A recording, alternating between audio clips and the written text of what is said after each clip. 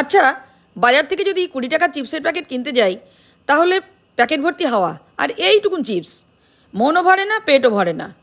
তার চেয়ে বরং ঘরেই বানিয়ে নেওয়া ভালো। চলে আসুন সবাই, আমি চিপস বানাচ্ছি। রোদে রোদে দেওয়ার কোনো ঝামেলা নেই, খুব সহজেই ঘরেই বানিয়ে নিতে পারবেন। এর জন্য আমি 4টে আলু নিয়েছি। এবার তাকে খোসা ছাড়িয়ে নেব পিলার দিয়ে। সঙ্গে সঙ্গে জলে দিতে হবে, নইলে কিন্তু কালো হয়ে যাবে। এবার সবগুলো খোসা ছাড়ানো হলে গ্রেটারের এই দিকটা দিয়ে চিপসের মতন করে কেটে নেব। কী সুন্দর পাতলা পাতলা কাটা হয়েছে দেখুন। 4টে আলুতে কতটা চিপস হচ্ছে সেটাও দেখুন। খুব ভালো করে হাত দিয়ে কচলে কচলে 4-5 বার ধুতে হবে, তবেই আলুর ভিতরে থাকা স্টার্চগুলো বেরিয়ে যাবে। স্টার্চগুলো বের করে না দিলে কিন্তু চিপসটা ভালো হবে না। একটা ডেকচিতে জল বসিয়ে ফুটতে দেবো। যতক্ষণ না জল ফোটে ততক্ষণ 1 বাটি জলে 1 চামচ নুন গুলে নেব। এবার ওটা চিপস ভাজতে কাজে লাগবে, তাই সরিয়ে রাখবো। এতক্ষণে দেখুন ডেকচির জল ফুটে গেছে। এবার কেটে ধুয়ে রাখা আলুগুলো দিয়ে দেবো। এটা কিন্তু পুরো সিদ্ধ হবে না, 25% সিদ্ধ করতে হবে।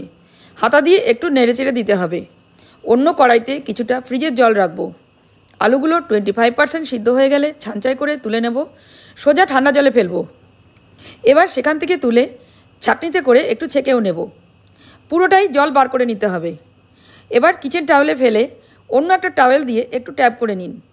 জলটা শুকিয়ে নিন, চাইলে ফ্যানের হাওয়াতেও শুকিয়ে নিতে পারেন। দেখবেন যেন একটুও জল না থাকে। ফ্যানের হাওয়া শুকোতে দিয়ে একটা মশলা বানিয়ে নেব। 1 চামচ কাশ্মীরি লঙ্কা, 1 চামচ চাট মশলা, 1 চামচ আমচুর পাউডার, 1 চামচ বিট নুন, 1/2 চামচ সাইট্রিক অ্যাসিড, এই দিয়ে একটা মশলা বানিয়ে নেব। দোকানের চিপসগুলো যে একটু টকটক স্বাদ হয়, এই সাইট্রিক অ্যাসিডের জন্যই হয়। এবার মিক্সিতে পিষে নেব। চিপসগুলো ফ্যানের হাওয়ায় শুকিয়ে দেওয়ার পর এইরকম দেখতে হচ্ছে দেখুন। এবার তেল গরম করতে দেব। ফ্লেমটা কিন্তু মিডিয়ামেই রাখতে হবে। একটা দিয়ে দেখুন, 2-3 সেকেন্ডের মধ্যে যদি ভেসে ওঠে তাহলে বুঝবেন তেল গরম হয়ে গেছে। এবার বেশ কয়েকটা করে একসঙ্গে তেলের মধ্যে ছাড়বো।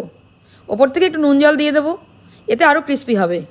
হালকা হালকা করে ভেজে নেব। দেখুন কী সুন্দর ক্রিস্পি হচ্ছে। এখন কিন্তু একদম ভুলেও তুলে নেবেন না, তাহলে কিন্তু নরম হয়ে যাবে। এরপর 2-3 সেকেন্ড একটু রেখে হালকা ব্রাউন ব্রাউন হলে তবেই তুলে নেবেন। এভাবে বাকিগুলোও ভেজে নিতে হবে। টিস্যু পেপারের উপর রাখতে হবে। সবগুলো ঠান্ডা হয়ে গেছে। এবার মশলা মাখানোর জন্য একটা বোলে রাখবো। যে মশলাটা আগেই বানিয়ে নিয়েছিলাম সেটা একটু একটু করে ছড়িয়ে দেবো। একটা ভেঙে দেখিয়ে দিচ্ছি, দেখুন কত সুন্দর ক্রিস্পি হয়েছে। এইভাবে পুরো মশলা মাখিয়ে নেব। এবার আমি একটা খেয়ে দেখাচ্ছি, দেখুন আওয়াজটা শুনে দেখুন কতটা সুন্দর ক্রিস্পি হয়েছে। তাহলে দেখলেন তো কত সহজেই ঘরেই চিপস বানানো যায়। দোকানের ভেজালগুলো আর খাবেন না, ঘরেই বানিয়ে নিন। বাচ্চা থেকে বড় সবাই খুশি হবে।